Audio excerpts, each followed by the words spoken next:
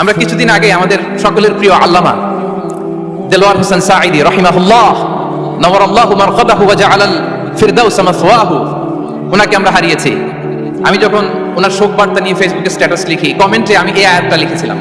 আমি খুঁজে পাচ্ছি না যে আমি কি দিয়ে এটার উপমা দিব, কি দিয়ে ওনার বিদায়ের উপমা আমি জানাবো। আমি খুঁজে পাচ্ছিলাম না কোনো আয়াত, তখন এই আয়াতটা লিখে আমি উপমা দিয়েছি। আল্লাহু আকবার। গোটা বিশ্বের মানুষ কেঁদেছে, গোটা বিশ্বের মানুষ গায়েবানা জানাজা পড়েছে, গোটা বিশ্বের মানুষ ওনাকে অশ্রুসিক্ত বিদায় দিয়েছে। From north to the south, from east to the west, the entire globe, min mashariqil ardi ila magharibiha, অশ্রুসিক্ত বিদায় তিনি পেয়েছেন।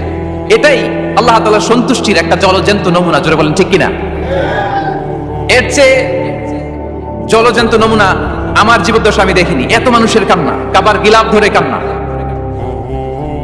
এভাবে ভালোবাসা প্রকাশ করা, এভাবে তার প্রতি তার জন্য অশ্রুসিক্ত দোয়া করা, কান্না জড়িত দোয়া, এটাই প্রমাণ করে যে আল্লাহ তাআলা ওনার উপর সন্তুষ্ট হয়ে গিয়েছেন। ওনার আর কি চাই? আমাদের আল্লাহর আর কি চাই? আর কিছুর দরকার নাই, ঠিক কিনা? এই যে পরম সৌভাগ্য, এরকম বিদায় নিতে পারা, এটা পরম সৌভাগ্য। আমরা আল্লাহর জন্য দোয়া করি, আল্লাহ তাআলা সারা জীবন তিনি যেমনি কোরআনের বার্তাকে গোটা বিশ্বব্যাপী পৌঁছে দিয়েছেন, তার কবরটাকে আল্লাহ তাআলা কোরআনের নূর দিয়ে আলোকিত করে দেখ।